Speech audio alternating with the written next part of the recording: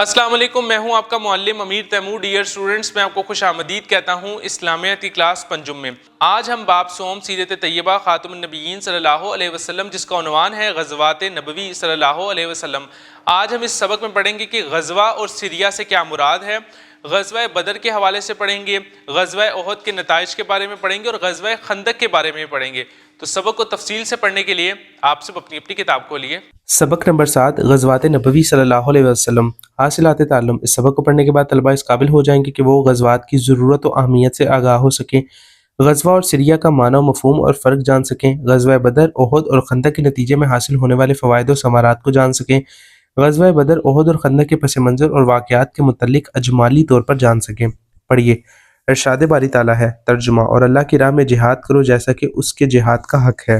جہاد کا تعارف۔ جہاد کا لفظی معنی ہے کوشش اور جدوجہد کرنا۔ دین اسلام میں جہاد سے مراد ایسی کوشش اور جدوجہد ہے جو کہ اللہ تعالیٰ کی رضا اور اسلام کی سربلندی کے لیے اپنی جان، مال اور زبان کے ذریعے سے کی جائے۔ جہاد کو اسلام میں بہت زیادہ اہمیت حاصل ہے۔ ارشاد باری تعالیٰ ہے۔ ترجمہ۔ اور جن لوگوں نے ہمارے راستے کے لیے کوشش کی، ہم ان کو ضرور اپنے راستے دکھا دیں گے اور یقیناً اللہ نیک لوگوں کے ساتھ ہے۔ غزوہ اور سریہ کا معنی و مفہوم۔ غزوہ کے لفظی معنی حملہ اور لڑائی کے ہیں۔ غزوہ سے مراد وہ جنگ یا لڑائی ہے جس میں نبی کریم خاتم النبیین صلی اللہ علیہ وسلم نے خود شرکت فرمائی ہو۔ سریہ کا لفظی معنی فوج کا چھوٹا دستہ ہے۔ اس سے مراد وہ جنگ ہے جس میں آپ خاتم النبیین صلی اللہ علیہ وسلم نے خود شرکت نہ فرمائی ہو بلکہ اپنے کسی صحابی رضی اللہ تعالیٰ عنہ کو اسلامی فوج کا سپہ سالار بنا کر جنگ کے لیے روانہ کیا ہو۔ مزید معلومات۔ نبی کریم خاتم النبیین صلی اللہ علیہ وسلم اپنی حیات طیبہ میں بذات خود 27 غزوات میں شریک ہوئے اور قیادت فرمائی۔ غزوات کی ضرورت اور اہمیت۔ ہجرت مدینہ کے بعد اہل ایمان مدینہ منورہ میں نبی کریم خاتم النبیین صلی اللہ علیہ وسلم کی اطاعت و پیروی میں امن و سکون کی زندگی گزار رہے تھے۔ مدینہ منورہ میں اسلامی ریاست قائم ہو چکی تھی۔ اسلام کا پیغام ہر طرف تیزی سے پھیل رہا تھا۔ یہ بات کفار مکہ اور یہود مدینہ کو بالکل پسند نہ تھی۔ وہ مسلمانوں سے جنگ کرنے کے لیے مختلف ہیلے بہانے تلاش کرتے رہتے تھے۔ مسلمانوں کی بڑھتی ہوئی طاقت سے جہاں قریش مکہ خوفزدہ تھے، وہیں یہود بھی پریشان تھے۔ وہ کسی بھی طرح مسلمانوں کو مضبوط ہوتا نہیں دیکھ سکتے تھے۔ اسی وجہ سے انہوں نے مسلمانوں کے خلاف کئی جنگیں لڑیں جن میں 3 بڑے غزوات غزوہ بدر، غزوہ احد اور غزوہ خندق نمایاں ہیں۔ غزوہ بدر۔ غزوہ بدر حق و باطل کے درمیان ہونے والا پہلا معرکہ ہے۔ یہ غزوہ بدر کے مقام پر 17 رمضان المبارک 2 ہجری کو مسلمانوں اور کفار مکہ کے درمیان ہوا۔ غزوہ بدر کی سب سے اہم وجہ یہ تھی کہ مشرکین مکہ کا سردار ابو سفیان ملک شام سے ایک بڑا تجارتی قافلہ لے کر آ رہا تھا۔ اس قافلے میں مکہ مکرمہ کے تمام بڑے سرداروں کا تجارتی مال تھا۔ ابو سفیان کو خطرہ لاحق ہو گیا کہ کہیں مسلمان اس تجارتی قافلے کو نقصان نہ پہنچاتے، چنانچہ اس نے ابو جہل کو پیغام بھیجا کہ وہ اس کی مدد کو پہنچے۔ ابو جہل بڑا لشکر لے کر ابو سفیان کی مدد کے لیے نکلا۔ اس دوران ابو سفیان صحیح سلامت مکہ مکرمہ پہنچ گیا۔ کفار مکہ نے واپسی کا ارادہ کیا لیکن ابو جہل نے کہا کہ اب مسلمانوں کا خاتمہ کر کے ہی واپس جائیں گے۔ چنانچہ ابو جہل کے کہنے پر لشکر کفار مدینہ منورہ کی طرف بڑھنے لگا۔ کفار مکہ کے اس لشکر کے پاس تقریباً 100 گھوڑے، 700 اونٹ اور کثیر جنگی ساز و سامان تھا۔ حضور اکرم خاتم النبیین صلی اللہ علیہ وسلم کو کفار کے اس لشکر کی خبر ملی تو آپ خاتم النبیین صلی اللہ علیہ وسلم بھی 313 صحابہ کرام رضی اللہ تعالیٰ عنہم کو لے کر مدینہ منورہ سے روانہ ہوئے، جن میں سے 77 مہاجرین تھے اور باقی انصار۔ مسلمانوں کے پاس صرف 2 گھوڑے، 70 اونٹ، 6 زرہیں اور 8 تلواریں تھیں۔ حضور اکرم خاتم النبیین صلی اللہ علیہ وسلم نے صحابہ کرام سے مشورے کے بعد کفار مکہ کا مقابلہ کرنے کے لیے پیش قدمی جاری رکھی۔ چنانچہ اسلامی لشکر بھی مقام بدر کے قریب پہنچ کر رک گیا۔ اس رات اللہ تعالیٰ نے موسلا دھار بارش برسائی جس سے مشرکین مکہ کی پیش قدمی رک گئی اور مسلمانوں کے حوصلے بلند ہو گئے۔ نبی کریم خاتم النبیین صلی اللہ علیہ وسلم نے پوری رات دعا میں گزاری۔ 17 رمضان المبارک 2 ہجری کو دونوں لشکر آمنے سامنے ہوئے۔ کفار کی طرف سے عتبہ، شیبہ اور ولید نے باہر نکل کر مسلمانوں کو للکارا۔ حضرت علی المرتضیٰ رضی اللہ تعالیٰ عنہ، حضرت حمزہ رضی اللہ تعالیٰ عنہ اور حضرت عبیدہ بن حارث رضی اللہ تعالیٰ عنہ نے ان کا مقابلہ کیا اور تینوں کافروں کو قتل کر دیا۔ اس کے بعد عام جنگ شروع ہوئی اور زور و شور سے جاری رہی۔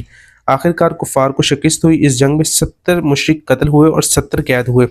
14 صحابہ کرام شہید ہوئے۔ ابو جہل کفار کا سردار اور سپہ سالار تھا۔ وہ 2 نو عمر مجاہد حضرت معاذ اور معوذ رضی اللہ تعالیٰ عنہ کے ہاتھوں سخت زخمی ہوا اور حضرت عبداللہ بن مسعود رضی اللہ تعالیٰ عنہ کے ہاتھوں قتل ہوا۔ اس طرح اللہ تعالیٰ نے اسلامی لشکر کو عظیم الشان فتح نصیب فرمائی۔ مزید معلومات۔ میدان بدر مدینہ منورہ سے تقریباً 80 میل کے فاصلے پر ایک میدان کا نام ہے۔ غزوہ احد۔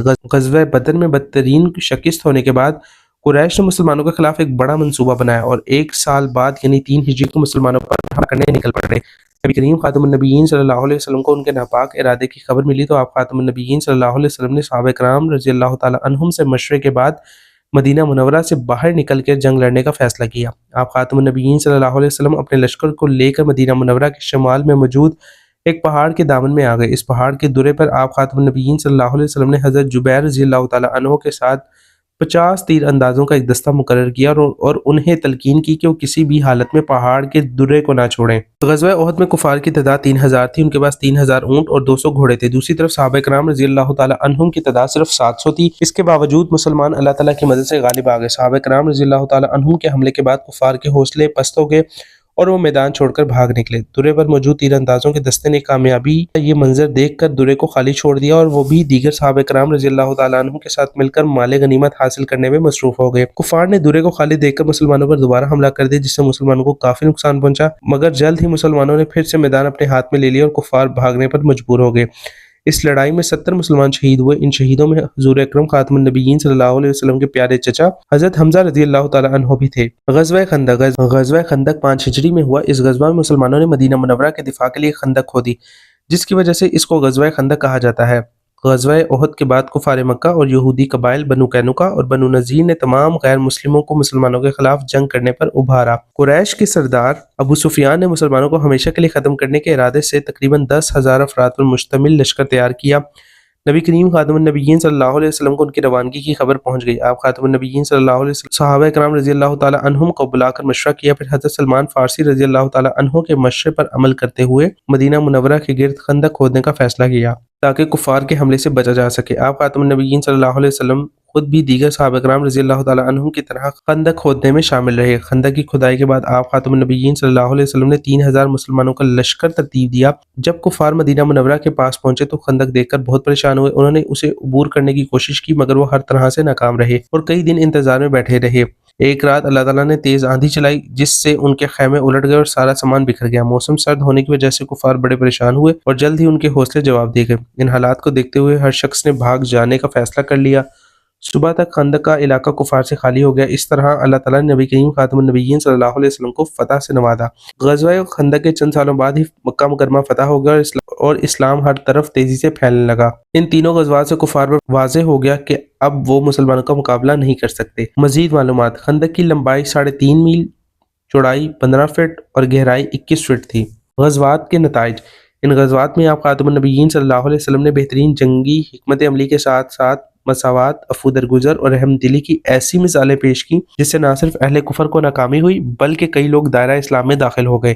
ان غزوات کے بعد پورے عرب پر مسلمانوں کا رعب و دبدبہ قائم ہو گیا اور مسلمانوں کو مذہب آزادی حاصل ہو گئی۔ مسلمانوں کے ایمان اور یقین میں مزید اضافہ ہو گیا اور وہ کھلے عام تبلیغ اسلام میں مصروف ہو گئے۔ حاصل کلام: غزوات نبوی صلی اللہ علیہ وسلم سے ہمیں یہ رہنمائی ملتی ہے کہ فتح و شکست کا انحصار تعداد پر نہیں بلکہ ایمانی جذبے پر ہے۔ ہمیں چاہیے کہ زندگی کے ہر معاملے میں نبی کریم خاتم النبیین صلی اللہ علیہ وسلم کی سیرت طیبہ سے رہنمائی حاصل کرتے ہوئے استقامت و ثابت قدمی اختیار کریں اور اللہ تعالیٰ کی ذات پر ہمیشہ بھروسہ رکھیں تاکہ ہمیں دنیا اور آخرت کی زندگی میں کامیابی و کامرانی حاصل ہو سکے۔ ڈیئر اسٹوڈنٹس، آج ہم نے اس سبق کو تفصیلاً پڑھا۔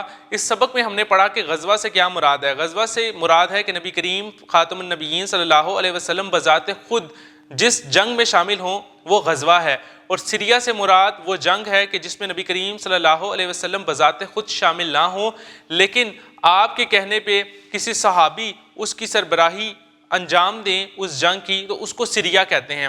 اس سبق میں ہم نے پڑھا کہ غزوہ بدر میں کس طرح سے اللہ تعالیٰ نے مسلمانوں کی مدد کی فرشتوں کے ذریعے، اور اس کے ساتھ ہم نے غزوہ خندق کے بارے میں پڑھا جس کی تفصیل سورۃ الاحزاب میں ہمیں ملتی ہے۔ اس کے ساتھ ہم نے غزوہ احد کے بارے میں پڑھا کہ اس میں کس طرح سے صحابہ کرام کی ایک غلطی کی وجہ سے وہ جنگ کی ناکامی کا باعث بنی۔ تو میں امید کرتا ہوں کہ اب آپ غزوات کے حوالے سے بخوبی سمجھ چکے ہوں گے۔ تو ملتے ہیں ایک نئی ویڈیو میں ایک نئے سبق کے ساتھ، تب تک اپنا بہت سا خیال رکھیں۔ اللہ حافظ۔